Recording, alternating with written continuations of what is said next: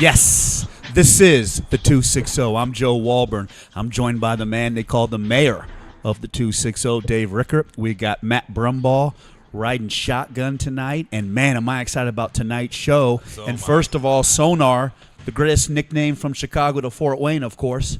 This is number 14, so congratulations to all of us laying down that great content in the 260, Charlene. We're just rolling along, number 14, and I'm pumped up for tonight, man. You talk about Wildcat baseball, and Matt, I'm so pleased you're going to be with us, you know, the whole time with this. But, Dave, Wildcat baseball with Dean Doerffler, you know, you couldn't find a better ambassador. And this week I've done some research with Denise, and I've learned a lot about Mr. Mack. When I first thought about this show, I thought this is going to be right up Joe's alley. I love it. Finance. I love it. It's finance. Sonar, Mr. Mack, Dale McMillan Sr. rolls out and spends $2,000 on a feed operation and then parlays that into a $125,000 investment with Central Soya.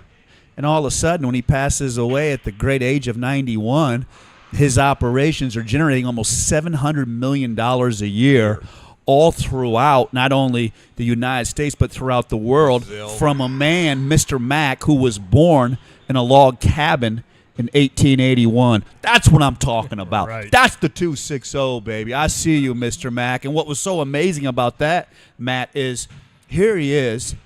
I mean, you couldn't find a more distinguished, successful businessman. He loved the fort.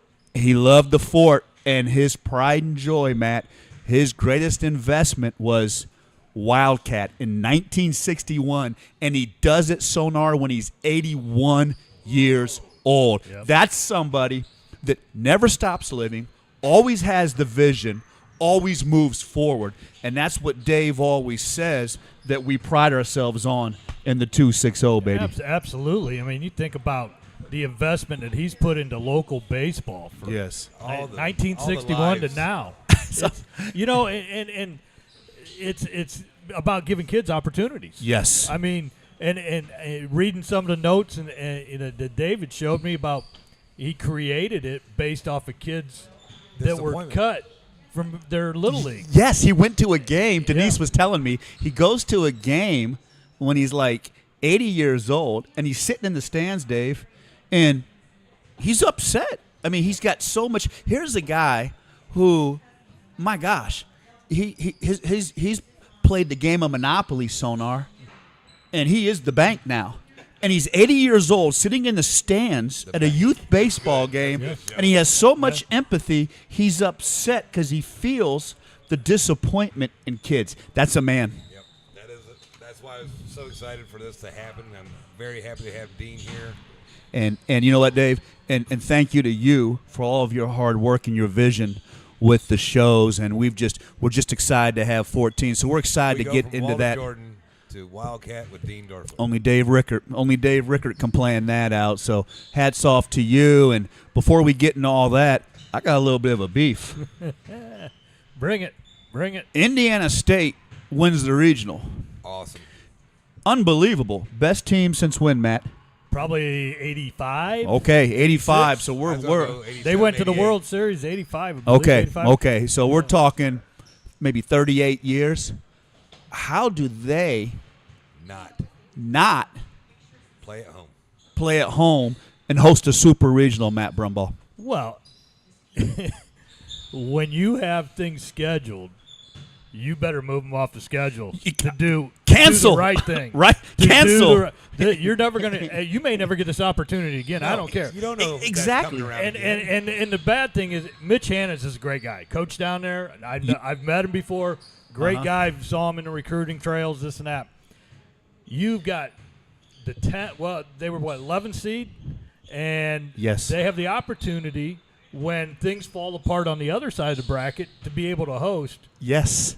I mean, and it's like the old hokey doke, man. You're gone, man. I'm gone. Sorry, I gotta cancel your contract because we're in the super regional, and you know what? Let's just all pass the hat. If there's a fee, Sonar always warns me about those in the contracts. He says, Joe, there could be a fee we owe in a breach, but we just pass the hat and do that. Yeah. But you're right. Do we even know who the concert is? It better be George Strait, somebody like that. I don't know, man. Sonar. I think whoever it is. I mean, my wife wouldn't like it, but even if it's Taylor Swift, you got to get moved. I'm sorry. Yeah. That concert, you know what? We got to work this out. But you got to host your super regional. And as we talked earlier, if that was the case, why are you not going to the NCAA and saying, we have the opportunity to maybe move the ball, move it to Parkview Field in Fort Wayne? Ooh, I like that idea. Or even, how sweet would that be? I mean, it's wide open. Nobody's playing there this weekend. Man, we would have, you know what? We would have packed that with the 260, man. Because, man, you know how we love our baseball. It would have been packed. Yeah, yeah. But now, you go from wanting to you're going to host it. Now you got to go to Fort Worth and play TCU. In basically their backyard. In a hostile crowd. So and think about that. You go from, I mean, that had to be a big money maker to be able to host that super regional. Sure. Now you're buying plane tickets to fly down to, and that's going to be really difficult for them to play for. What a break for TCU. Yeah, I mean, it's their home. But that just can't happen. And if I'm the AD, I got to dip into my treasury or dip into my funds. We got to work this out, man. If I have to pass the hat, we pass the hat, but we have to move the concert. So I just thought I'd bring that up because, man, the college baseball is heating up so good. I thought IU was going to pull through, but Kentucky took 2 from us, didn't they, Dave? Oh, man. But you know what, though? We had some great performances. Boy, didn't we ever? Guys. I thought Carter Matheson, he hit the ball really well down there. He did. He had a great year. And he's going to play in Cape Cod this summer, so he's going to get a lot of exposure. Now talk about Cape Cod. Well, it's the biggest college, wooden bat league that, as far as attracting major league scouts. Fantastic. It's a big deal, huh? It's the best. I was really proud of the guys, and I was just disappointed they couldn't pull through. Yeah. But I was proud of them. I was also irritated about the second baseman getting suspended for bringing the chain. Brutal. I mean, you know what, man? I mean, it's like when I watch the college football on Saturdays. I see a guy break 5 tackles, run for a great touchdown, runs in the end zone, and slams the ball or high fives the band member. His helmet off. It's like, come on, let them be kids. I mean, you know what? I mean, and that guy bringing the chain out, you know what he was doing? He was cheering. He was cheering for his teammate. He wasn't like Matt. He wasn't bringing attention to himself. That was a team bonding, awesome moment, and you suspend them for the next game. It all got started. They were not showing up to other teams. No, and it all got started based off of home run celebrations that were creative by the teams last year. And they didn't like it. They didn't like that Tennessee had the fur coat. They didn't like that Notre Dame had the shillelagh. I love it, man. I love that, man. And being an old school guy, and I'm old school. You know what pisses me off more than that? What's that? Guy on second base but gyrating after a double. Act like you done it before, brother. Act like you done it before. That's a T-shirt from Matt Brumball, Sonar. Act like you done it before. Don't you gyrate on second base, man. But they let that go. And then they punished the kid from IU. The joy when he came off the bench, big home run. And it was a huge home run, a huge moment. Changed the whole game. And he's celebrating with his. That's what you kill me. It's not like he's out there me. He's like it did nothing to the opposing team. No. I know. But hey, speaking of little ball, how about my boys from the West Side High School baseball? We're going into semi-state now. Yep. Pounded. Let's go. DeKalb. They got DeKalb had a great season. It was a great season. It was a 1-0 game. Until about the third, fourth, got to 4-0 in the fifth, and then kind of broke loose after that. And credit to Homestead. Like I said, their pitching staff's been outstanding.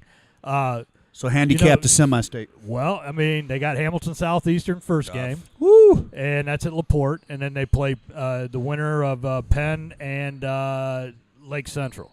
Do we have a chance, Matt Brumbaugh?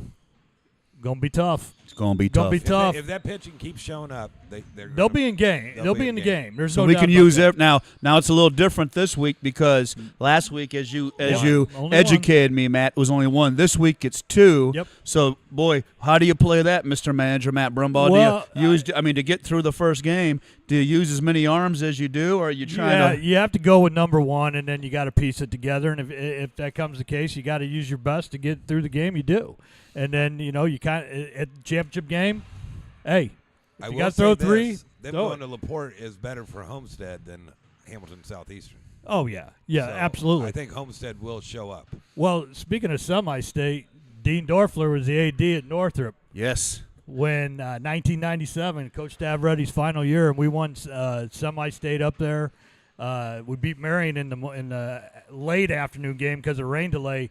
Dean Doerffler had to go run out and buy 20 Big Macs for the ball club. Let's go, Dean. he had to go. He had to go get it so we could get fueled up and beat Plymouth in the night game. But What was it? Okay, so take a moment before we move on. What was that like, man, when you beat Plymouth in that night game, man? I mean, when you got that final out, when you saw that final out, man, what was that like?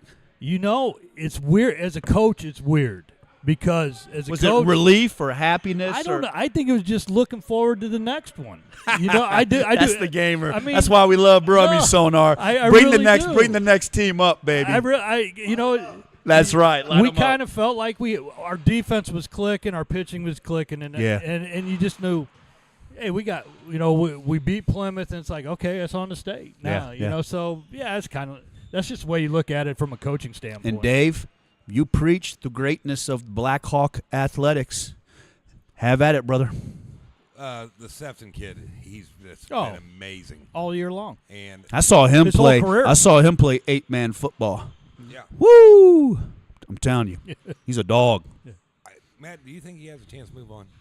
Oh, he can play at a small college. Yeah. Yeah, they're maybe even a How's their pitching? a low D1. I mean, he's good enough. How's Black Hawks pitching, Dave? Well, I mean, you're a 1A school, so you got basically one guy. Here's the. So how do you plan that? Yeah, here's the issue. You got to win that game because on the other side of the bracket is Lafayette Central Catholic, that's won the state championship at that level about 7 or 8 times. Woo! Tim Bordenay. So that's great the dog. coach, That's the great monster coach. waiting for you. Yeah, and they're that playing. School, and even though it's a 1A, it's a more, joke. They got talent. They got major. They've Well, talent. that's got my talent. argument of why we shouldn't have classes. I can always point to Lafayette Central Catholic Yeah. in baseball and Yeah. say they can't play with you we, guys. We played them when I was first couple years I was coaching in Northrop. We Yeah. played them every year down the Carmel Invitational, and I mean, yeah.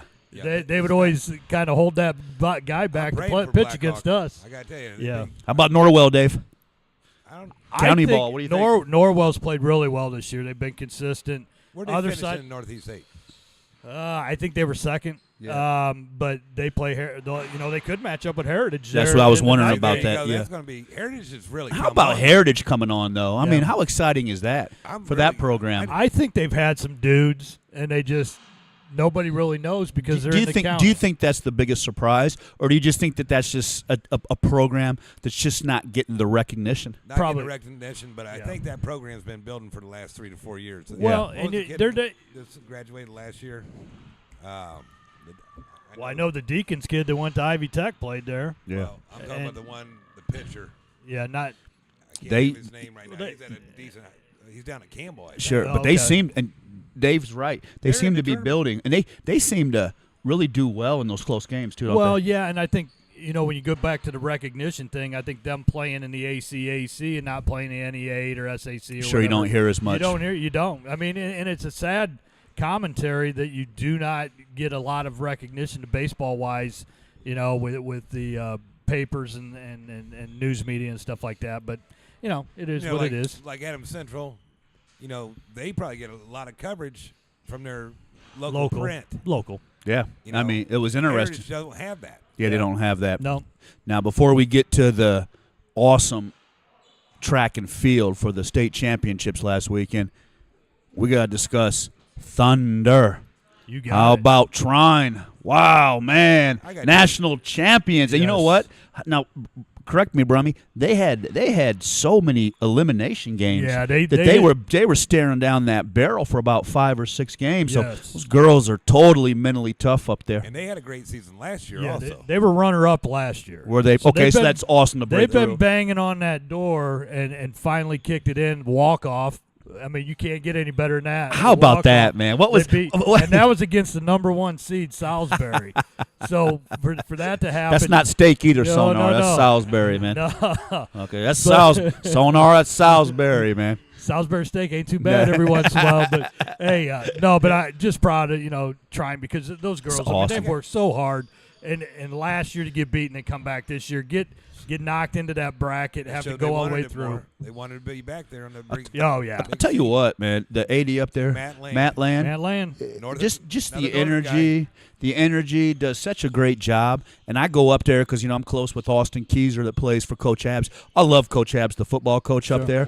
And I'm telling you what, we want to get him on. And obviously we've got our intern Ryan Preston plays up there basketball for Trine. And if you haven't seen the basketball court or the facilities up there, facilities are sick. Yeah. I mean, you walk into that basketball court, it's almost like you're walking into a Big Ten court, man, that atmosphere. He brought in hockey. Oh yeah, hockey's hot. Football, obviously. Softball's on top Matt of has things. done in his career. Yeah. Joe was Southside. Yeah. Bernard Pollard. I mean, Yeah. Matt was the best high school coach we had at South, and we were up 10-0 in a semi-state game up at Lowell, and we were a half away from actually making it to the 4A state championship game. And I never thought I'd see South play in a 4A state championship game. But look what Matt Land did there. Now fast forward and look at the program South has. And by the way, Dean was his high school coach. Yes. Dean's touched so many people. It was good that he went into the football realm, and because baseball wise, he was an okay catcher. I know he was, and he was caught- kind of a grinder too, man. He always was. put a I little. love the kid, I loved him, man. He put a little dip in, he'll grind on you, Yeah. Dave. He's our kind of guy. What that kid has done for that school. Oh, I mean, it's just Yeah. He's a winner. They keep building. That shows They are. the money's They are. coming in. Yep. And to finish up before we get to the next segment, I just want to give a little love to all of our high school kids that competed in the state track championships. First of all, Alex Meyer, last jump of the long jump competition in the state finals, PRs, jumps over 24 feet.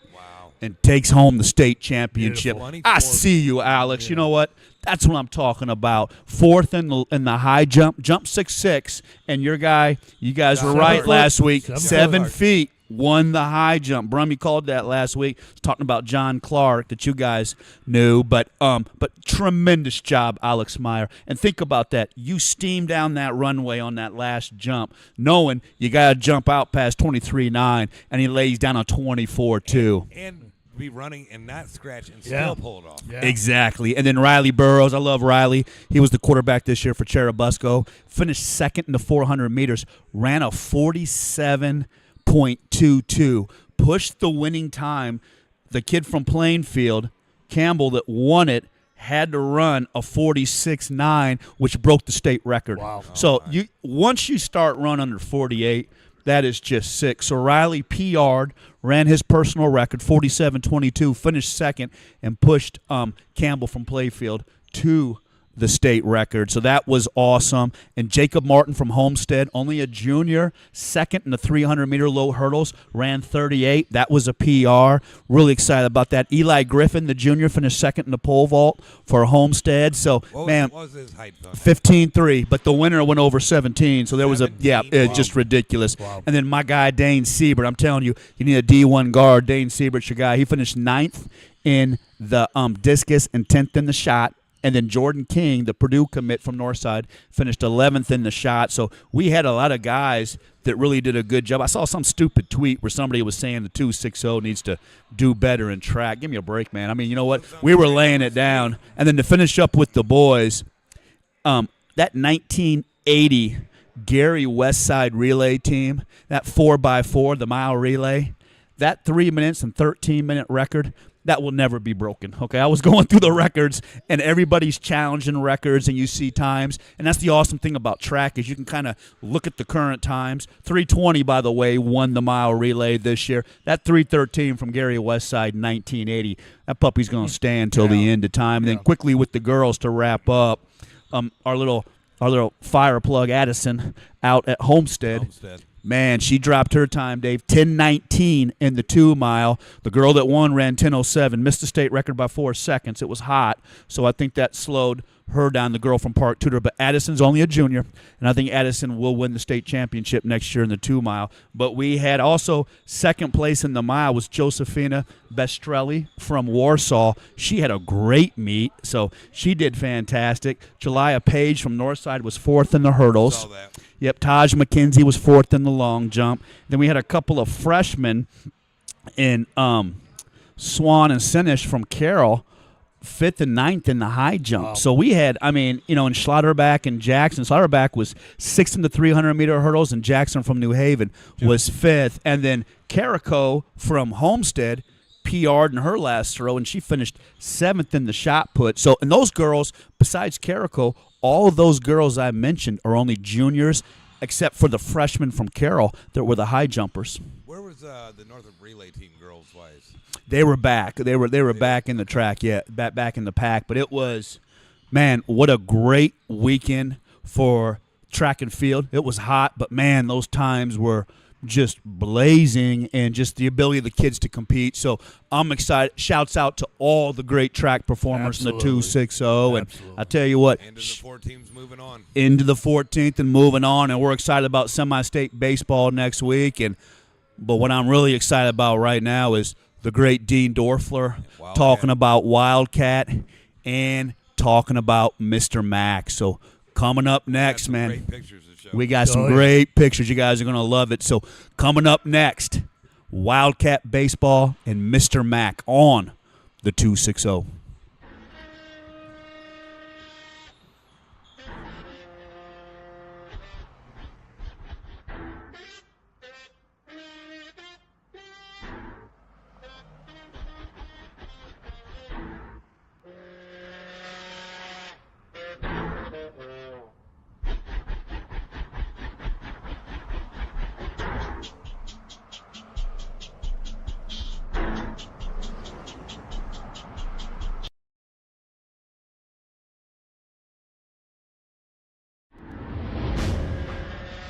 It's the 260 podcast, live from Spiece Fieldhouse every Thursday at 7 p.m., highlighting all Indiana sports, featuring guests from the 260 area code and beyond. Live on YouTube every Thursday at 7 p.m. Just search the 260, also available anywhere you find your podcasts. And remember, when searching, there are no zeros in the 260. It's the 260 podcast, live from Spiece Fieldhouse every Thursday at 7 p.m. It feels like we're taking the crown. It feels like we were born to be champions.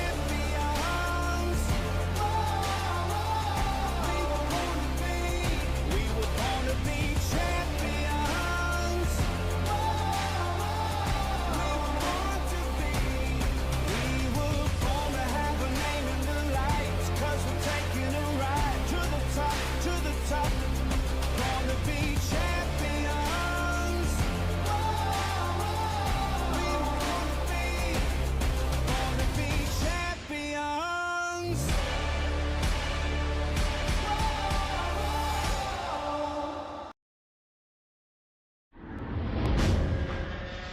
It's the 260 podcast, live from Spiece Fieldhouse every Thursday at 7 p.m., highlighting all Indiana sports, featuring guests from the 260 area code and beyond. Live on YouTube every Thursday at 7 p.m. Just search the 260, also available anywhere you find your podcasts. And remember, when searching, there are no zeros in the 260. It's the 260 podcast, live from Spiece Fieldhouse every Thursday at 7 p.m.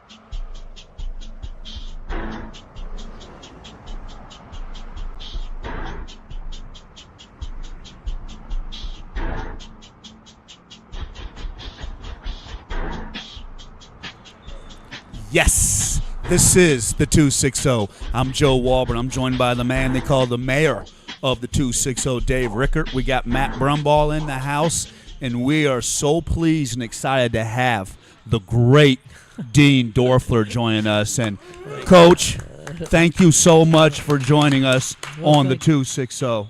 Thanks for having me. The Doerffler name is spoken with so much pride, and tonight, when I look at you, Coach, I always think of just those great wins that you had with Concordia in football. But tonight, we're going to talk a little Wildcat baseball, and I'm going to take you back to 1961. Dale W. McMillan Sr. sitting in the stands, 80 years old, watching a little bit of baseball, and disappointed because all the kids aren't playing. Talk about the Wildcat legacy and how Dale McMillan had a vision, Dean, to start that legacy in 1961. Well, he was upset because the kids would, back in those days, really had Little League as their only opportunity to play. And they had to try out.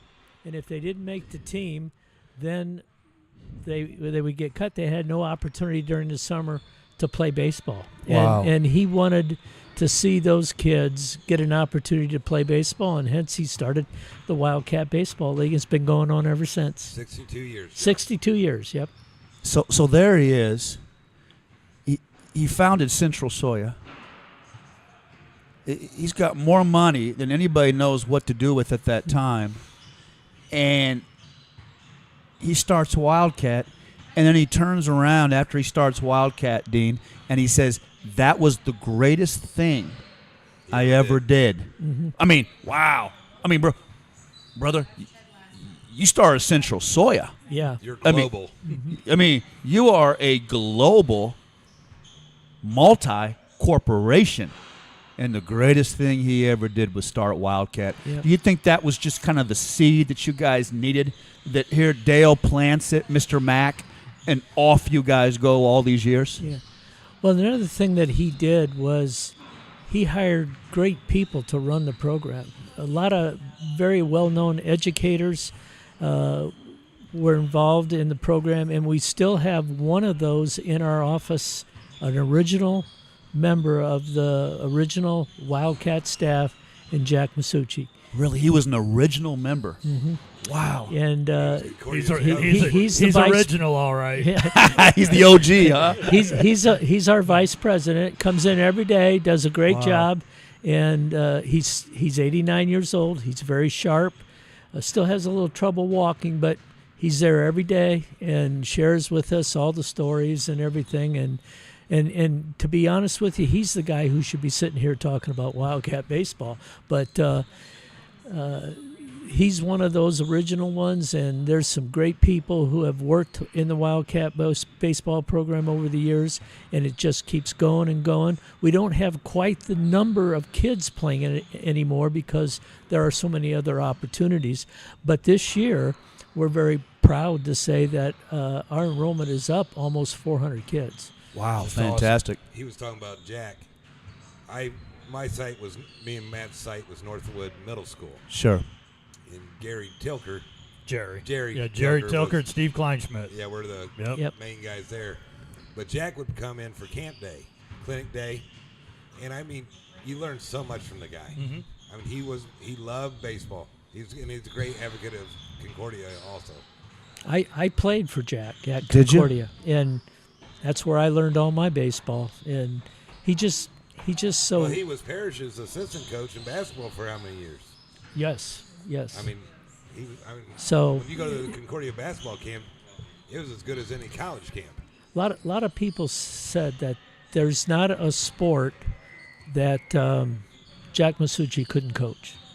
He was so knowledgeable and so interested in sports, but baseball was his love, and you know, he had a couple of trips to the state finals and just came up short. But what a great guy! We named the field Masucci Field at Concordia. Masucci after Field. him. Yeah, I can vouch. You know, Jack was such an instrumental part of the high school baseball scene back in that, starting about 69. Sectionals were always Yeah, at but I Concordia. mean, just the way that they would help guys from other schools get looks from college coaches. Those, you talk about the Coach Masucci and Coach Jones and Coach Stavretti. God bless both their souls.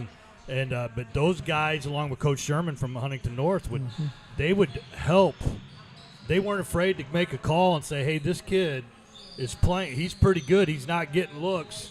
Let's give him a chance." But later on, when I was an assistant at Concordia and I went on to be a head baseball coach at Northrop, Jack he would send me notes or call, talk Really? to me. I mean, it was cool. He would always, a little Facebook message. Hey, Sure, hey, sure. coach, glad to see things are going well. You're doing a great job.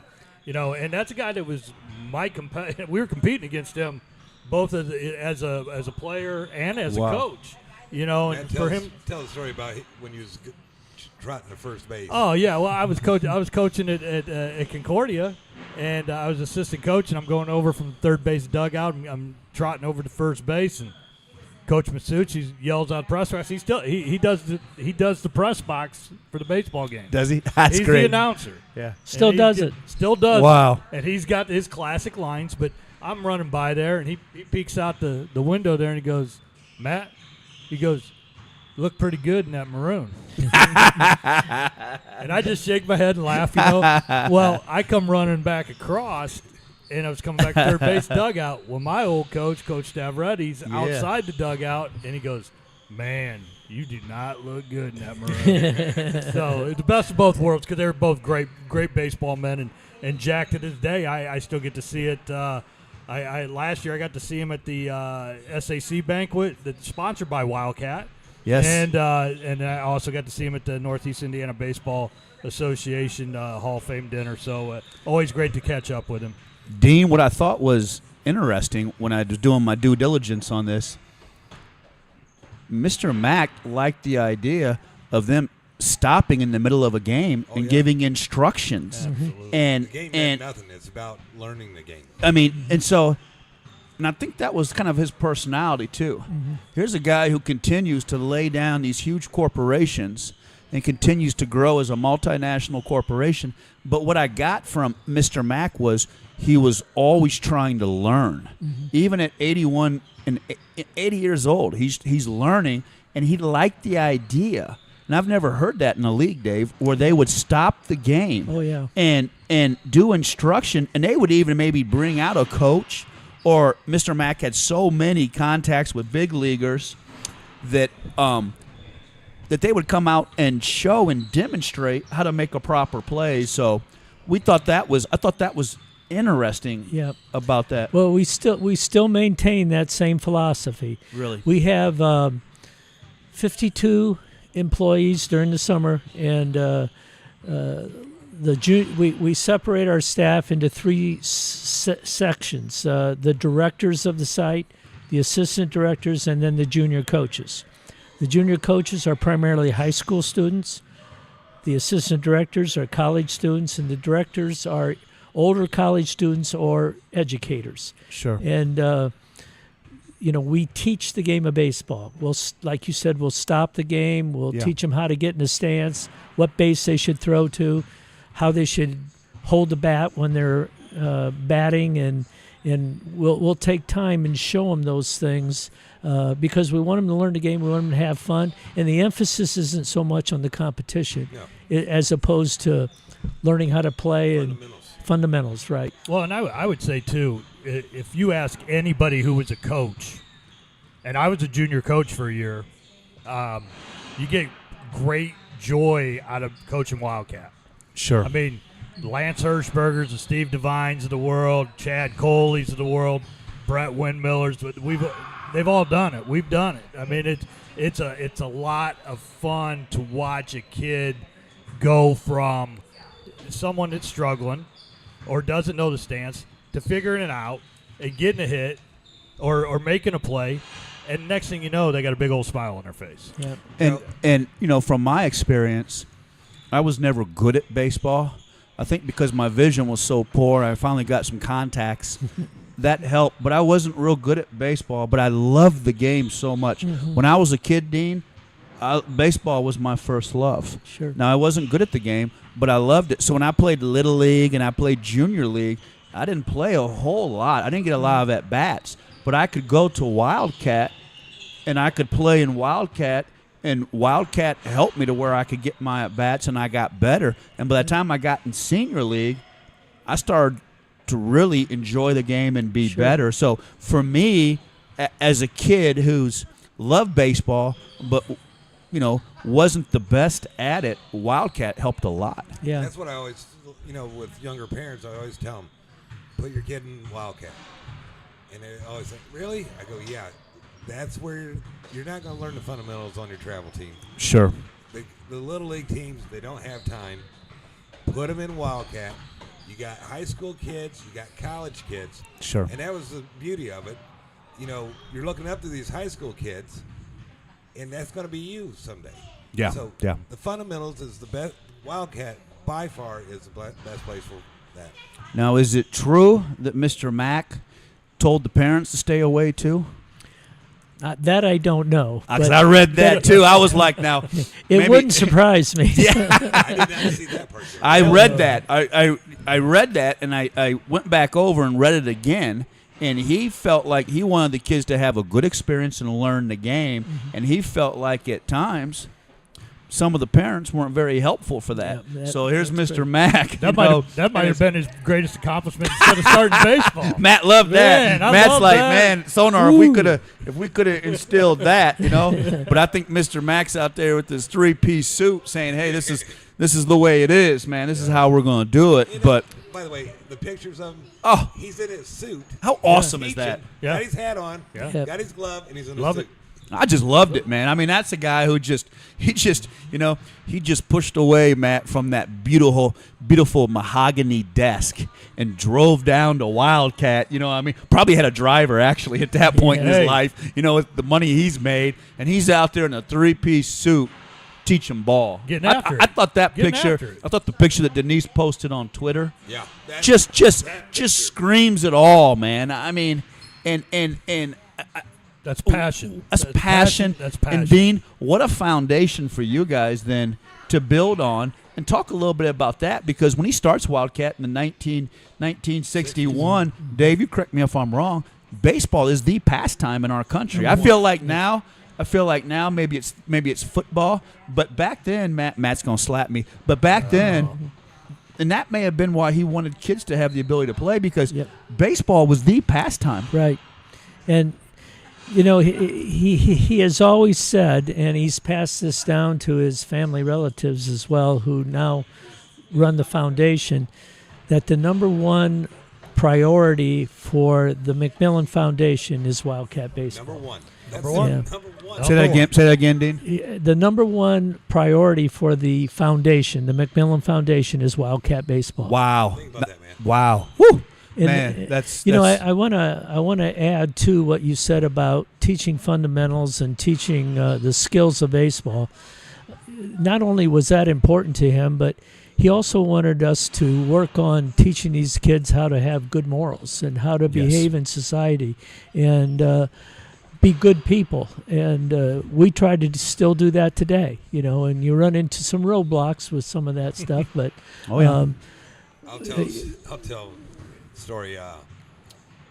One of my brother's teammates at Northrop was working at Northwood Wildcat, and I thought I had the liberty to talk differently, and I might have dropped the F-bomb. You might have, or did you? He did.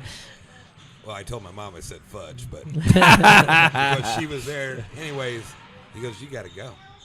I go, "Where am I going?" He goes, "You got to go home." I go, "What for?" He goes, "You know what for." So I had to make that walk. Oh, the walk of shame. Well, Wildcat's still going on. Woo! So What you doing home? I'm the only one walking back to the car, and it was bad, just bad. But I thought we were cool. No, you don't do that. You got the law laid to you that day. And they asked Mr. Mack one day, why do you do all this? And he says, We must pay some rent for the blessings and What a great opportunities we enjoy while we're on here. this earth. Again, I got to say it again. Listen to this, Sonar. We must pay some rent for the blessings and opportunities we enjoy while we're on this earth. Well said. Mhm. That's fantastic. And he had already founded McMillan Park. What was that, about 70, 80 acres, Dave, that he gave for McMillan Park? They put the pool in. That was in the late 1940s, I think 47, 48, for the McMillan Park, and then comes down and lays down Wildcat. And That thing, though, I mean, and the money, you know, the not-for-profits, the endowments, you know, the effort that takes, that's capital. That's capital going out. And then, Dean, talk about, and Matt, you can speak to this too, talk about some of the great players. I mean, Mr. Mack not only starred Wildcat, but the players that he brought in. Right. I mean, they were the most iconic players of their time. And here's a new league that's just created, Wildcat. And here we go with the pictures from the ladies. Thank you, Charlene, that's Denise. beautiful. Look at that, you guys. I mean, That is an unbelievable picture. that is 1962. That's Jackie Robinson. Jackie Robinson, Ted Williams. Bob Feller, Ted Williams, and Carl Erskine. Are those not, Dave, correct me if I'm wrong, are those not the most dominant Major League Baseball players at that time, Matt? And he's Oh, wearing, absolutely. Jackie's wearing a Wildcat T-shirt. Yeah, that's the beauty of it. Look That's at a beauty, man. That Can you is, look at believe that, that? yeah. it. No, I mean, you talk about, I mean, you got the splendid splinter right there. Look at that, Sonar. Look at Mr. Carl Matt, too. Erskine, Bob Feller, who could just throw it for the Indians. And look at And Ted then- and Williams, then man. you got Jackie, but the most important guy in that picture, Right there. Yeah. right Mr. there, Mack. Mr. Mack. Mr. Mack. And you know what? Look at his face, man. Look at him standing there, Mr. Matt. Got his stogie in his hand. He's got his stogie. He's got a beautiful suit. And you know what his face says? Yeah, baby, I got a vision. Yep. That's 260 right there. Put up another one, girls. That is just unbelievable. 1962, Sonar McMillan Park. That is just beautiful. Oh, look at that, This Matt. is the next year, and this is the Chicago Cubs. So now he's up in Chicago. No, it's in Fort No, Wayne. that's Fort Wayne. That's McMillan He Park. brought the Cubs down to Yep. That's McMillan Park. Wow! Woo-hoo-hoo-hoo! I see you, baby. Wow, he brought the Cubs I mean, down to look at the- McMillan. Look at the guys. Ron I mean, Santo. Santo, Billy Williams. I mean, Billy Williams, man. Carl Erskine's back there again. I mean, those are some unbelievable guys. Wow, look at And that. he's right in the middle of them. Yep. Unbelievable. Again, man. Matt, Look at the like- stands, man. Like you said, Pat. Matt, the most important guy right there in the middle. But you know what? That's how kids all lined up in those stands, right, Dean? Yep. Yeah. I mean, for Mr. Mack Wow. Day, that's how it was. Man, what a heritage. And look at him sit there. And look at him living life. What is he, about 82 there? You know what? Just living life. Wow. Unbelievable. Chatting it up with the boys like he was How doing. about that, man? How about that? That is awesome. It's just a Thank you, shame guys. it's the Cubs. That's all That I is gotta say. awesome. We got one last one, which is this portrait's pretty Woo. awesome. Wow. That's awesome. Oh, yeah. Look at that. Yeah. Chief. There it That- is. He That's- looks like a manager. He does look like a manager. Yeah. Got bow tie, stogie. He's got a little look in his eyes. You know, he looks like a little bit there. He's got a little look of a Sparky Anderson there. You know, a little bit of a. I think he looks like Woody Hayes. You know what? Matt. No, that's it. That's it. Woody That's Hayes. Woody Hayes. Yeah, he- That is. he does. You're absolutely right. That's Woody That's Hayes. a beautiful picture. That's a beautiful picture. And you know what? What a beautiful man. I mean, that is vintage 260, you guys. Thank you. Thank you, Denise and Charlene. I mean, You know, we have that's amazing. we have a couple other pictures in the office that I didn't Yeah. bring. One is with the Chicago White Sox, Wow. and another one is with the Detroit Tigers. Yeah, Wow. and their office is awesome. I get the luxury of being able to go over there for our NEIBA meetings quarterly, and it's It's a Hall of walking Fame. museum. It is. It's a Hall of Fame. I mean, it really is. Do you think that his legacy and his vision is really helped hold Wildcat together all these years, Dean? Because obviously he touched people, and those people have passed it on. Yeah, like I said earlier, the Wildcat Baseball League has hired as employees and coaches really great educators and people that really care a lot about Wildcat, his vision, and love baseball. And it's a really good experience for the kids, and they want to keep that going. They see the benefits, and it's to be very honest with you, it's a real part of Fort Wayne. Dean, how many years do you have in? How many what? How many years do you have in at Wildcat? Have I been in Wildcat? Well, I played when I was 8, and then I was one of those that played Little League, and and the Little League coaches back in those days didn't want you to play they Wildcat. wouldn't let you play. Why Yeah. was that? Well, I had Coach Tom Brumball. He wasn't going to let me do anything but play For Little him. League at that time. So, but I think at one time, wasn't it a rule, though, maybe, that you could not – now, maybe that was just my dad saying Well, something. That might have been your dad. There was some. The coaches had some real strict rules. Sure. You couldn't swim on the day of the No. games and Yeah, I things had, like I that. had a pool in my backyard. I had Wildcat all the time. Why? Just out of curiosity, why was I that? thought you were going. They think you'd get You're too tired. too tired. Oh, you get tired, huh? Yeah. But Yeah. I was with the Wildcat program then, and I've been on the board for I can't remember how long that's been. And then Bill Derbyshire, who was the president, we were kind of athletic directors together too in Fort Wayne. And Yeah. he said, "Hey, when I get done with this, would you be interested?" So I said, "Well, when you retire, give me a call." And here I am. Now your brother Dale He's participates too, doesn't he? he's on the board. Yes. Yes. And so it's been a part of our family forever. I think and, Jason's waiting his turn. Yeah, Yeah, he probably he's trying to get in that lineage. When Dean got the job, he was like, Jason's, I'd like to have that. Jason's kids both play now. How awesome is they that? play out at Leo. Nice. Yeah. How nice is that, Dean? It's Just to fun. see it passed on. You know. Yeah. Well, I think, you getting back to what Dean's saying about just the quality of people that they've had in the organization Yes. for as long as they have. I mean, Think about Jack. Jack, Gary Rogers has been Gary. around a long time. And Andy baseball Owen, and I mean, guys that know the game, right? Yeah. I mean, Absolutely. not only quality people, but think about the instruction you're getting from Yeah. some of Yes. those guys. Yes, I mean, it's Well, just. yeah, hell. you even go back a little farther. You've got Bob Cowan, who was a super athlete from Fort Wayne and Yes. worked for Fort Wayne Community Schools. Again, Herzog, who's principal at Concordia. Yes. And, Art Pinna was involved for many, many years. Fred Weiss. I hope I'm not missing people, but there's a lot of quality people that have worked for Wildcat and been part of the program over the years. And I hope and I think that's continuing. Mark Coos out at Woodland High School, who's the baseball coach. He's the head Yep. site director at St. Joe. Yeah, you talked about Jack being the clinician, Well, Mark Coos does Mark's that took- for us now. He's Yeah. the baseball coach at Woodland. And, of course, Gary Rogers is our Yeah. commissioner. Yeah. Yeah. He's the baseball coach at Leo. Yeah, great guy. And I think that Mr. Mack he also had a vision to understand that kids needed to go and be a part of something in the summer. We always loved our summers, Dave. And back when we went to school, man, they'd start summers, Memorial Day to Labor Day. Yeah. You could disappear June, July, August.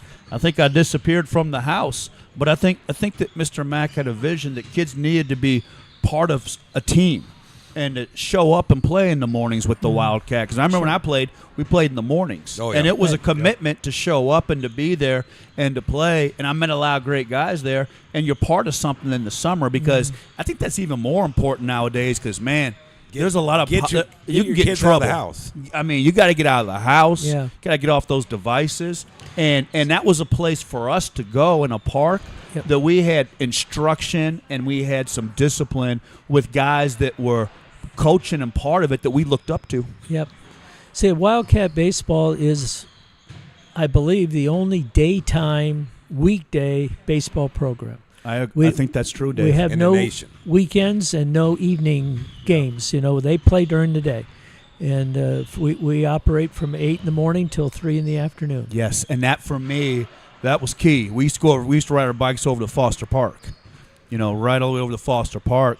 But having that foundation, playing those games in the morning on the weekdays, got us up, got us doing stuff, and Joe, that like you great said, times, man. like you said, I drive down St. Joe Center Road every day to work, and it's great to see the kids either walking or Yes. riding their bikes to go play baseball. And Exactly. you know they're ready to roll. They got Yeah. their T-shirts and their hat on, T-shirt. and they're just showing it off. Yep.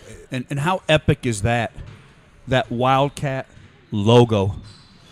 No matter where you go, everybody Right there, recognizes right that there. logo. Yeah. I mean, that has stood the test of time, Dean. Yep. Yeah, it's like Matt said. If you ever get a chance, stop in the Wildcat office, and you'll see a lot of items like that. Oh, We got yeah. a big picture of a Wildcat as you come in, and it's Do we know why he chose Wildcat? I don't know. Did you see anything about that, I- Joe? I did not know. Can I speculate? And I could Yeah, be go totally ahead. full of it. I'm going to speculate. Mr. Mack was a man who had to quit college to come home and to kind of take care of the family Once- business. Yeah, Dad got He sick. wasn't able to, his dad was sick. He wasn't able to finish college. He wanted to be a lawyer. He was a man who was a thinker. There's one thing that I don't think he did well at in his whole life. He was down in Texas Yeah. speculating down there. Wildcatter. You got it. Correct. They Joe. they failed there, Correct. That was a man that didn't fail at anything. and that's what they used That- to call it back then, Wildcat. Correct. That was a man who had a steel trap mind. That's That was pretty- a man born in a log cabin in 1881 that is the epic of Americana and what Dave and I believe is MAGA. Is that he goes down to Texas with that feed business, Dave. That's good. And it's dry. Yeah. It's windy. It- You it- weren't going to be successful down there. But guys were down there wildcatting down there. Yeah. Speculating with They oil. went down and- there for the wheat. I remember reading that. Correct. He went down there for the wheat, and it was, like Joe said, way too dry. Right. Came back, spent the $2,000, took the $8,000 mortgage good, out Joe. That in is really good. 1911, and all of a sudden, he's got himself a feed business, parlays that to Central Soy. The rest is history. But I think somewhere in his craw, it stuck about that experience in Texas and wildcatting. And so, And I would have to say, if anybody would know, Dean would know. And if he doesn't know, I think that might be the Well, reason. that would be my I'll speculation. tell you who knows is Jack Masucci. Well, that would be, you know what? Well, it sounds like we may have to have Jack Masucci have on Jack because, on. Jack, you know what? If you're out there listening, you can take us all the way through this journey. But I looked at that and I thought, That's good, Joe. that's wildcatting right there, and that's Mr. Mack, Great and call. and man, talk about some of the kids though that have come through and played Wildcat, Dean, and Yeah. and some of the athletes and the kids that you guys have had over the years that have flourished in Wildcat and gone on to be exceptional baseball players. Yeah, it's amazing, and the history and the tradition of Wildcat baseball continues, and we are making an effort to try to bring some of those individuals back for Mr. Mack Day. Mr. Mack Day is a day in which we celebrate the memory of Mr. Mack. Right. And we do this at Krieger Park, and we'd love to You have always some want to of win these the awards there. past players that are now major league players come back and just give maybe a 10-minute, 15-minute talk demonstration on A big shout out. baseball, and like Mr. Mack did back in the 1960s. Do you think that set the standard, Dave? Here's Mr. Mack bringing in, my gosh, Brummy, Ted Williams, Yeah. Jackie Crazy. Robinson. Do you think Crazy. that kind of set the standard, Dave, where more guys then felt like, wow, man, the effort that Mr. Mack made, I want to give back? Yes. But those guys back then, they were out promoting the game. Yeah. The guys today, great they're point. promoting themselves. Exactly. That's a great point. And But if we could get for, Dean, Wildcat, say Kevin Kiermaier. yes. If he doesn't make if he doesn't make the All-Star team, he's up at the lake, our lakes. So if we could get him to come in, that's the second week of our July. Mr. Mack Day is July 7th. So That would be awesome. That'd be awesome to but see if we here. get McKinstry, he's playing for Detroit now. We get some of these guys to come back and help. Matt even brought up Garrett Shanley. He's in Yeah. Double A. Yeah. Yeah. I mean, and it would be so clutch and so instrumental of passing that torch down to this younger Sure. generation. And Yep. maybe the guys that we're talking about, if they see these pictures and see what these guys, they came to Fort Wayne for Mr. Mack. What's remarkable, and Dean, we've been so blessed with Denise and Charlene and Sonar and Ben and Brummy, and we've been so blessed. But Dave's vision with these shows. Last week we have Walter Jordan on. Walter Jordan competed. He played with Larry Bird. He Yep. competed against Magic. He competed against Dr. J. They were the iconic figures that were the foundation of basketball. You guys just put up a picture of Mr. Mack with, my gosh, Brummy, Ted Williams, Jackie Robinson. Hall of Famers. I mean, another 260, Dave, that you've identified that brought people that were the foundation of baseball. Well, let's go back to Walter. What was his summer thing called where he brought them all in? Parade. The Parade of Stars. Parade of Stars. Do you remember the names? Ron Harper, all these Oh, guys. my gosh. He had, But it shows the difference of the eras. These guys, they wanted to help and teach they wanted kids. to give back. The newer kids, the guys that are playing now, they need to get that back. Yeah, they need to get that Absolutely. back. Absolutely. And is that something that you guys at Wildcat, Dean, are striving for? Yes, we'd love to have a couple of major leaguers come out and Sure. speak to the kids at Mr. Mack Day, and that like what Mr. Mack started back in the '60s. I would love to see Kevin Kiermaier dress up like Jackie Robinson in the Wildcat gear on Mr. Yep. Mack Day. How iconic would that be Oh, to my take God. that picture and with Yep. today's picture and say, hey, this spans, what, the 62 years, Dean? 62 years. Wow. That is tremendous heritage, Yeah. Dave. Joe, you brought up his one thing that he had, but here was his other that he always wanted to be preached at during Wildcat. This day I will beat my own record. Yeah. Today I'm going to get better, is what he's saying. So That's I mean, that business foundation. Yeah, I go to work every day, and I always try to be better. And Dean, you can speak to that. The athlete that you, your brothers, the teams you coached, yep, you always want to be better. yep. Yeah, you're always looking for quotes like that to Yeah. share with your kids, and here's a guy who was very instrumental in developing his own philosophy and what Yeah. he wanted to accomplish, and we can use that, and we still do. And I used to be a football coach, obviously, but I was a big Lou Holtz and Bo You were Schimbeckler a fan. great I use football those guys' coach. quotes, Yeah, you were a fantastic coach. But I enjoyed watching your teams play. oh, thank you.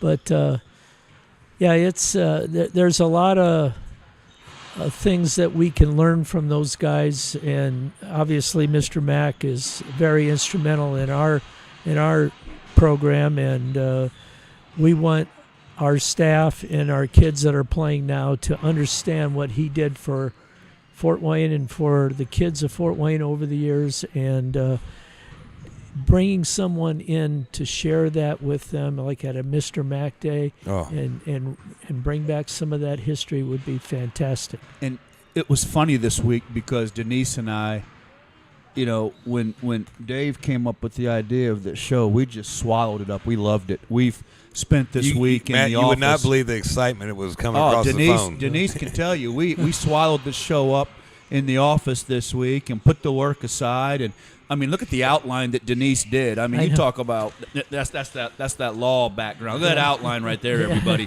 But that's also the excitement and the heritage. I mean, we were running in the office, looking stuff up, finding stuff out because we were just fascinated.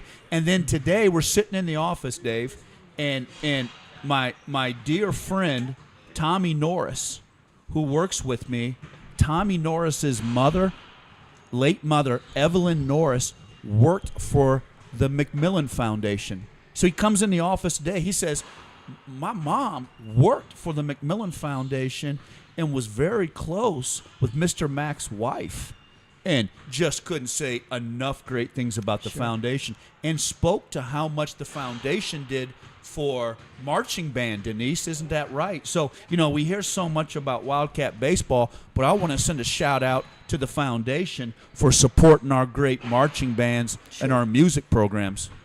So Dean also brought this one. This is Parade magazine. What year was this? I can't see. 62.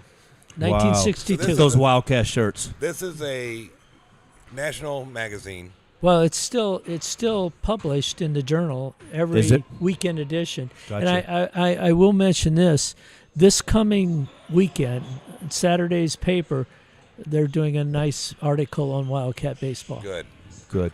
But they did this 1962, and Fort Wayne is it. There's no other Wildcats. Wow. In the country. In the Yeah. country. Look at those batting helmets. They're just to slide Yeah. over ear caps on your over We your still hat. got some of those. Well, I tell you what. I wouldn't mind having one of those and putting those in the those- office. those Look at the picture. Yeah. Look at the expressions on the boys' faces. Does not that just Joy. scream? Does that Sonar? Does that not just scream childhood and summer? Yep. That's Summertime. summertime, baby. Woo! I love it, man. I love it. You know, just, a lot of times people don't believe us when we say there is no fee for this. You know, you come and play, bring your mitt. We ask for them to spend $10 as a donation because Wow. we're non for profit for a hat and a shirt, yeah. and then everything else, all the equipment, all the bats and the balls and the catcher's equipment, the bases. We line the diamonds for them every day.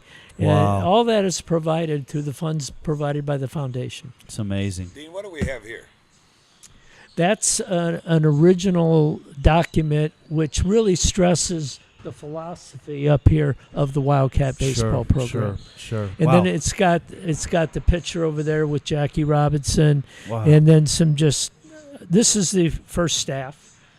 Wow. And I thought that was a historical picture. I thought That bringing is this- Sure. that is historical. It's funny, Dean, because we've done 14 broadcasts out here, and something that I really underappreciated that we've been exposed to has been the memorabilia. Week in and week out, whether it's the Spiece memorabilia or the contacts that Dave or Brummy bring, and now this week with you, you've really topped it off just with the ability to capture the moments Yeah. and the memorabilia. That is Yeah. really cool. Yeah. And our job is to keep it going. Yes, absolutely. And Every day get better. Yeah. every day get better and Beat your own record. There you go. beat your own record. There And you go. speaking of beating records and being excellent and making such a fantastic contribution to the 260, I want to talk about your brother Buzz. Okay. My sympathies on his passing, but I tell you what, that's a guy who busted through heaven right through the door, and God was like, "Come on in here," you know. Yeah. And He was another Woody Hayes. he was another Woody Hayes. That was a name My- spoken with pride, and I mean, tell him, Dave. I mean, My brother's- Buzz name meant something. My brother is 7 years older than me. He only played 1 year for Buzz, and that was his senior year. Yes. And Buzz had tried to get him out his first 2 years, but he was all basketball. Buzz gets him his senior year, has a great year. But there's a picture in a yearbook, and it is Woody Hayes. There's Buzz pulling his helmet down I know. to get eye to eye with his leg. That just, but you know what though? The excitement, man, the passion. Yeah. And you know what I tell people, because I get accused of this. So many people nowadays mistake passion for aggression. Yep. I get that a lot because I'm probably an oversized guy who eats too much King Gyros, you know. But my passion is mistaken a lot for aggression. But Dean, I want you to look in. By the way, when you walk the halls, and then Dean was there also, but they both did typing in the corner. What was that? What hallway was Sea Hall? That's Hall. what. Now wait a minute. That's what got me. Everybody was like, "Joe, you don't understand, man. Buzz did the typing. Yeah. Could you imagine Buzz in there and you're typing? You miss a key. But I mean, you'd walk that. You'd walk. By the way, a name that Walter kept naming last week. You'd come down there in the corner. There'd be Dean. There'd be Buzz, Tom Madden, Yep. yeah, and they'd all be holding court right oh, there. Yeah, that was it, huh? Those were the days, I tell you. Dean, Very if very- you don't mind, can you What, take a what was it moment? like to work with him, Dean? Yeah. to work with Buzz. Yeah. Yeah, I started doing that when You- I was in college at Ball State. Sure. I would come home on the weekends. This was before all the video equipment and all the film and everything. And I would go to the game of the opponent they played the following week. And I would scout, Okay. chart the plays and everything. Sure. And then I would go to the Sunday coaches meeting and share my report. And that's really where I learned football. Was the And- scouting, just the grinding it out. Yeah. Yeah. And in the summer, before I went back to school, I would coach with him. I would Yeah. be on the Northrop staff, and then when I had to go back to school, then I would scout. And so I did that. And you know what? When I got Was out Dean of there college, with you? I mean, Dale with you doing this? no, Dale. I'm not sure what he was doing. Just you. He's chasing the girls. That's Dale. You hear that, Dale? but They didn't have firekeepers then. So. Yeah. but then my hope was to be able to get a job at Northrop when I got out of college, but I got placed at Southside, and I was at Southside for 5 years. Now, that wasn't a bad and thing. then- He actually No. coached He was the baseball. He's baseball baseball coach. coach. I coached with Archers. Frank Hauk. You know, Frank Hauk. Yeah. Yeah. And wow, learn- that's a blast from the past. learned a lot of football from him. If I could interject for just a second, shouts out to Glenn Steebing this Yes. week. I mean, D-Day, Glenn Steebing was the longtime Southside coach, Sonar, and D-Day, Glenn Steebing got off that boat as a captain, a 21-year-old captain, Wow. and had a heroic group of 18-year-olds. And Glenn Steebing turned around and said, "Now look, you're gonna get off the boat and follow me. I know you're scared. I'm here for you." Got off the boat at Normandy, went up the beach and climbed the cliffs and took out that German gunner. Glenn Steebing, a 260, bad mother. I'll let you finish the sentence, okay? But go back to Frank Hauk because that's Yeah. a great name. And well, I worked with him for 5 years, and then at Southside the enrollment was declining, and I was the youngest teacher, so they were going to place me somewhere else, and I finally got to Northrop. Wow. So I was in Fort Wayne. Well, I spent 17 years at Northrop, and was a football coach there for 9 years, and then became the athletic director the last 7, and so spent 17 years there, 22 years total in Fort Wayne Community Schools. Then I got the opportunity to go to Concordia, It's a great fit for you. which Going home. worked out great, and Got to coach your that's son. another whole story. Both sons. But Neil Ranke used to be the athletic director prior to me. He was my 5th grade teacher. Wow, so So- you had that tie. He comes up to me and says, "Hey, would you ever consider coming back to Concordia because went to school there?" Sure. I says, "Yep, let's go." Wow. So I spent the last 18 years there coaching football and being the AD. I'm going to put you on the spot for a minute. You know, the 260 is a different kind of show. I want you to look in the camera and talk about what your brother Buzz meant to you. Well, as far as athletics and football, and Buzz was like one of those, like Mr. Mack.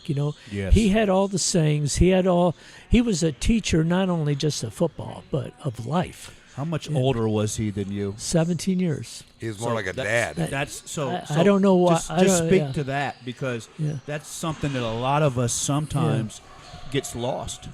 Well, see, my brother and I, he's the one that motivated us to get involved in sports, become coaches, and follow his His example. And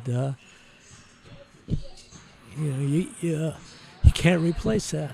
Yeah, he was. He was a great. He was. Tell him, Matt. He was no. I mean, he was a great man. I mean, Yes. Again, a football coach. Yet, and he kind of same thing that Doug went through. I'd go to summer conditioning, and Buzz would be out there. He kind of look at me and be like, "You'd be a pretty good defensive back."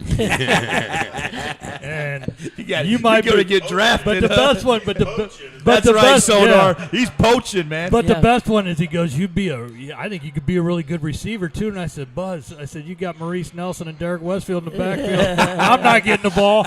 So, but I stuck with basketball and baseball. But but he was. I mean, the Had a students, presence about him. the Didn't students gravitated to him. Yeah. He was. Yeah. He was a great. It wasn't he was a just great him man. coaching. He No. was Northrop. He was Mr. Northrop. There's Yeah. no doubt about it. I mean, we talked about Walter last week being Mr. Northrop from a standpoint of Of being a kid. As a kid, Sure. Buzz was Mr. Northrop from being the teacher, the faculty guy. And I got a great story, and Dean will probably know a little bit about this, but I'm playing basketball in 1985. I hit a free throw at the end of the game, and the point I know this total story. must I have know been this something story. that Buzz had on. The coaches would sit down there, and they weren't afraid to play a little, place Remember, little he bets down there Uh-oh, on the Buzz. sidelines. So he comes up to me after the game. I'm walking out, get a shower, walking out. He goes, "Hey, Matt," he goes, "great job tonight." Smacks me on the back. 10 years later, not 10 years, no, it was probably Less than 1990. It was about 5. Yeah, Yeah. I went back to coach as assistant coach, and I'm sitting down there on the end lights, and they're like, "Get your money out. Get you got your number." So you I'm knocked like- And he told me, he goes, "1985, you made me a little money that night." That's fantastic, But- man. How but- about that, man? but That's just- fantastic. but- You got a little money. but he Knocked that would- free throw down for Yeah, Buzz. yeah, but he would Oh, always. man. But he was that guy. I mean, But he, the he best was part that is he guy. remembered 1985. You made that free throw. Yeah, He must have had a little something yeah, on it. man. He even knew the team. It was South Bend Adams. I'm like, whoa, man. But it was he just that again when it came to bringing people together. Yeah. And For as Northrop. and even when I became a young coach, and just talking with him, and talking philosophy, but talking about giving back to the kids and the Northrop way, more or less, and Sure. and just. But I mean, my wife still to this day, she had him for class. She was a service worker for him. She was every time we got to see Buzz, it was a great. Just a great conversation, and we go out to the golf outings, and Buzz would come to our Staff Ready Scramble. We'd go to Northrop golf outing, and we'd get a chance to talk to him and Sure. and just catch up on old times. But what a great man, Dean, when you think of your great brother Buzz, when you think of Mr. Mack, those are Well- guys that gave back. Do you think that's what going forward when you look at the future of Wildcat? Yeah. Is that what you guys are really hoping Yeah. that you get in the organization? When you talk about both of them, Mr. Mack and my brother Buzz, you see great leadership, absolutely. and getting people to really follow you and believe in what you're teaching. And Yeah. you talk about Northrop, Matt, and they still use Bruin Pride. Yeah. You know, Yep. and Yeah. that was Buzz. That was Buzz. Yeah. And I drive by there every day because that's where the Wildcat office is down the street. And that billboard in the front, the sign, it's Bruin Pride. Bruin And Pride. every time I go by there, I Yeah. think, that's Buzz. That's Buzz. I just like the fact, too, with Mr. Mack, that he wasn't afraid to go in his pocket for capital. And men like that leave seed money for the next guy. But, Joe, that goes to your point from the financial side. Think about what he did. I mean, it's Still still. does, yeah. I mean, it's still mean, going. it's These still kids got to going. pay The legacy. $10 $10. for a hat and a T-shirt. And I'll tell you an interesting story on the hat and T-shirt. The prices for buying hats and shirts is skyrocketed. Oh, my. Everything goes up. So at the board meeting this year, I brought that up to the board, and I said we might have to look at raising the prices for hats and shirts. And John McMillan, who's chairman of the board now, said, I think we can just leave that the same. So that So right that's there. what that's the generosity Of they this have. family. just the generosity Yeah. and the vision to plant a tree. Yeah. And to have a tree grow all these years. And to me, that's the most beautiful thing, as a businessman or when you're in a community. My stepfather always told me, he says, if you're going to make money and pull money out of a community, you've got to put something back in. And I think that's what Mr. Mack did. Yep. I mean, And Joe, that's why I wanted to do this show. You Sure. hear all these other names in Fort Wayne. This man needs a lot of credit for what he's done, Yeah. and still- I don't think he gets it. and still, Yeah, I would there's agree. been some great men that have done. I mean, we've had some great people in the 2-6. How about Farnsworth with the television? I mean, Yeah. we've had great people, but what I so enjoyed about this one that you put together, Dave, was Mr. Mack planted a tree that's still giving you apples. Yeah. Yep. Well, he's After got a all forest these- now. All these apples. It's a forest, yeah. Yeah. I mean, but that's what a beautiful legacy. Well, while we wrap up, there is one little story I want to tell about my Wildcat. So, John Ackman is my married-in cousin. He was, like I said, at Northwood. And all of a sudden, my cousin lived right down the street, his now wife. But she all of a sudden wanted to take me to Wildcat every day. Yeah. Didn't like sports at all. So everybody thought that was a little odd in the family. Why she want to go there? Well, all of a sudden, that following Christmas, you remember John Ackman? I'm an 8-9-year-old kid. I'm like, well, he was your instructor at Wildcat.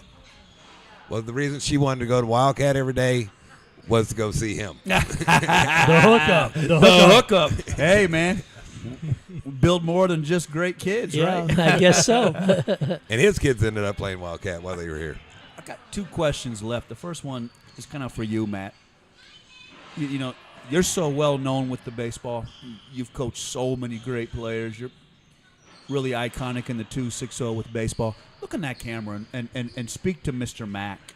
And I don't know if it's a thank you or if it's a message about what you've seen with the 2-6-0 baseball, Matt, and what it meant to you to have the investment that Mr. Mack made. Before you go, Matt, I really want you to think about the question he just asked you and the fundamentals that's missing in high school baseball. Oh, that's the, for him to set the precedent of having kids that he wanted them to enjoy baseball. Yeah. He wanted them to have the fundamentals put forth not only on the field but in life. And that's what as a coach, I really enjoy that, standard, because I always wanted kids not only to play the game fundamentally the right way, but to act like gentlemen on and off the field. Sure. And I think what he did is he instilled the confidence in kids. He brought kids together, and he had the great, vision of having a staff that was going to put that forward. Like I said, Jack Masucci. Are you kidding me? It don't get any better No, than that. nobody Jack better. Masucci is the king. Iconic. on fundamentals. And as Dave said, it's unfortunate that travel ball Yes. has dominated. I 8 years old, you're playing travel ball? Are you kidding me? Enjoy the Wait a Wildcat. minute. You're telling me at 8 years old You know it. that Indiana University's coming to an 8-year-old ball game and watching you and scouting you? No. And you're wasting your money, and you're wasting, wasting valuable You could be paying time. $10. And you know what you could do? You could hook that baseball cart in the spoke of your wheel Yep. and pedal that bike down Right to over there to McMillan the ballpark. Yeah, right or over any the ballpark. park, right over the park, and enjoy the Wildcat baseball. The reason I wanted Matt to really think about that answer is because I probably went to 12, 15 high school games this year.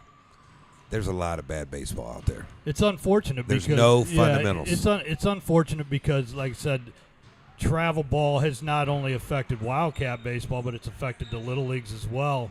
And it's a shame because What it's done to high school. there's just no, again, and I know guys are out there, they're preaching their programs and this and that, and that's great, but let's teach the fundamentals, fellas.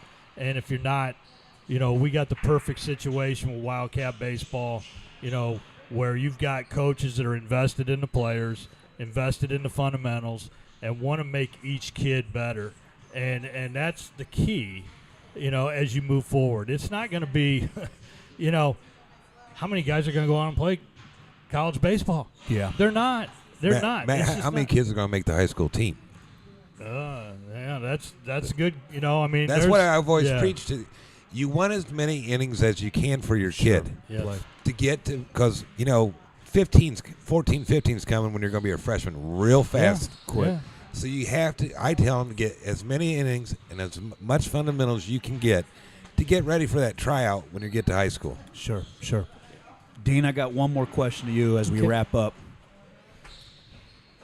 What was your favorite moment for Wildcat, and what meant the most to you personally for Wildcat, Dean? Well, in my position, one thing that I really, really enjoy is working with our staff. They're young, enthusiastic kids, and it makes me feel like a teacher again. You know, and back in high school, and they're so mature and professional in what we expect, and they are able to handle that, and I really enjoy that. And I love working with Gary Rogers and Jack Masucci and Mark Mugg and Mark Coos and Megan Kahneman, who's our assistant. The stories I hear in the office are just great. And when Bill Derbyshire asked me to take over that position, I didn't hesitate. He made a wise choice in Dean. Wise choice. Well, and Well, that, thank you. you know, and Dean, what you said about the kids and all that, what a great summer job. Yeah. Are you kidding me? 7 Yeah. weeks to be out on the ball field for in the And- morning. You go, what, 8 o'clock in the morning? You're done Three. by 3 or 4? I mean, what a great summer job. And think of your name.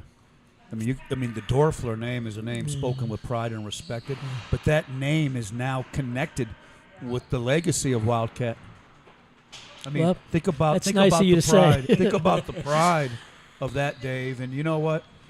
Like I said, he couldn't ask for a better choice than Dean. Yeah, well, thank you. It's a fabulous choice, Dean and Dale and your beautiful brother Buzz. Yeah.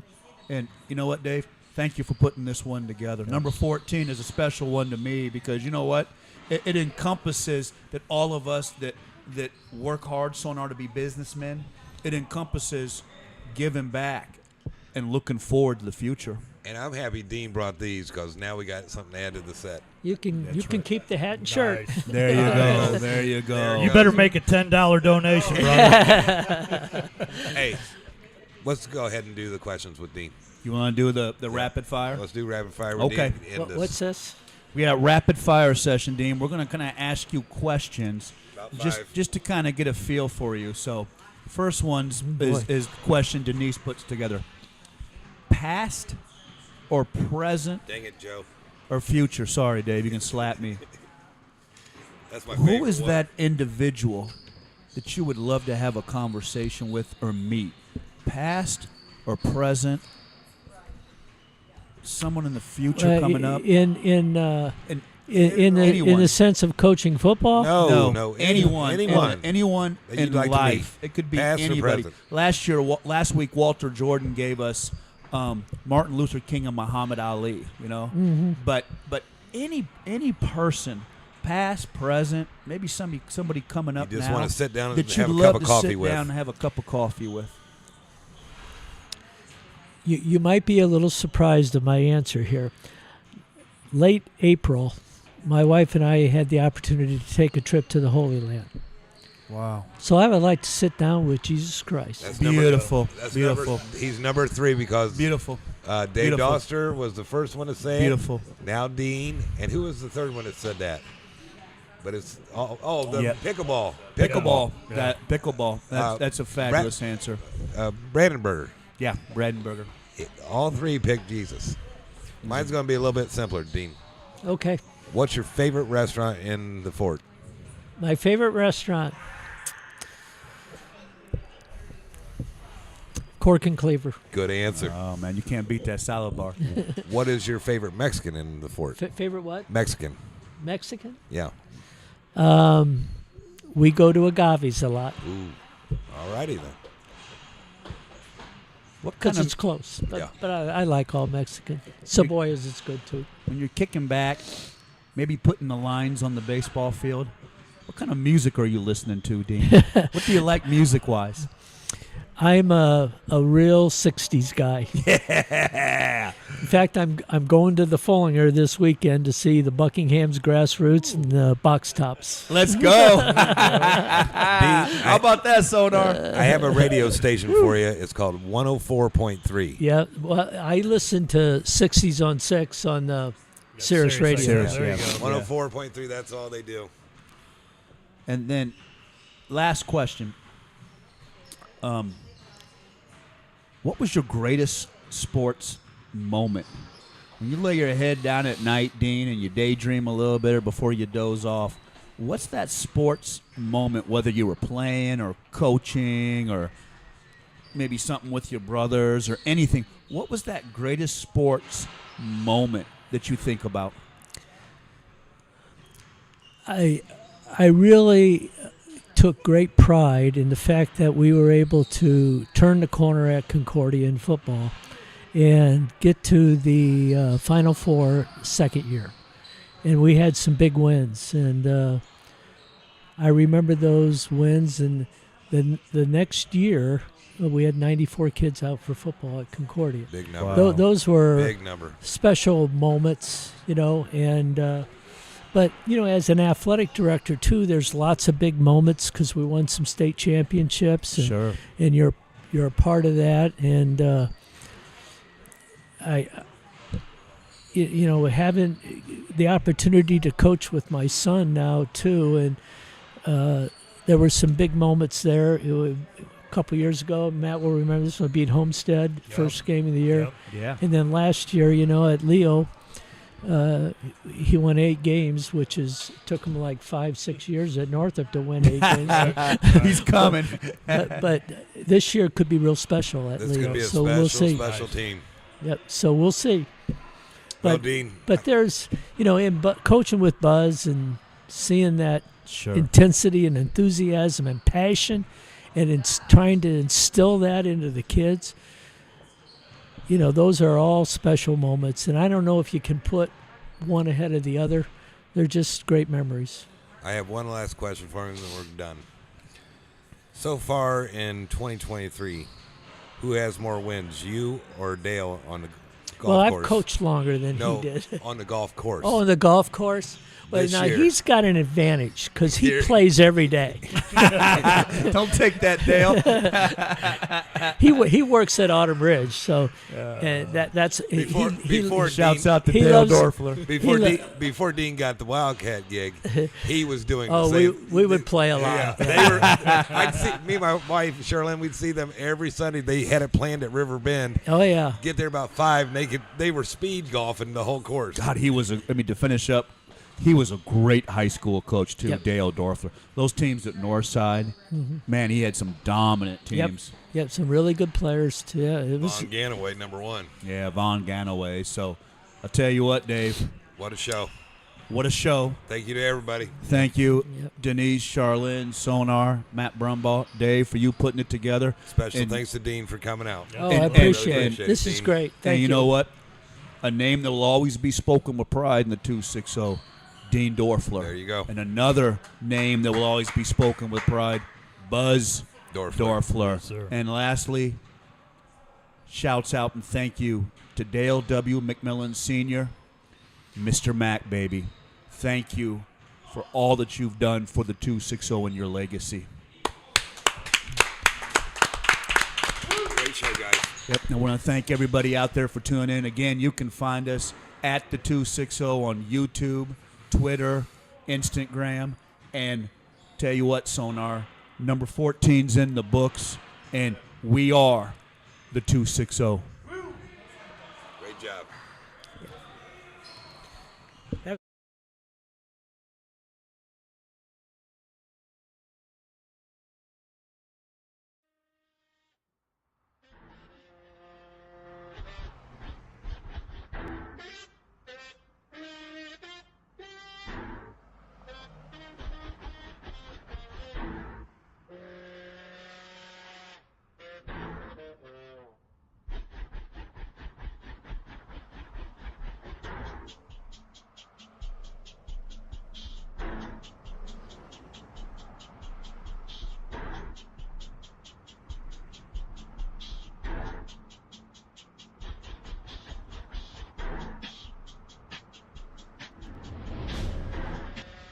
It's the 260 Podcast, live from Spiece Fieldhouse every Thursday at 7 p.m., highlighting all Indiana sports, featuring guests from the 260 area code and beyond. Live on YouTube every Thursday at 7 p.m. Just search the 260, also available anywhere you find your podcasts. And remember, when searching, there are no zeros in the 260. It's the 260 Podcast, live from Spiece Fieldhouse every Thursday at 7 p.m.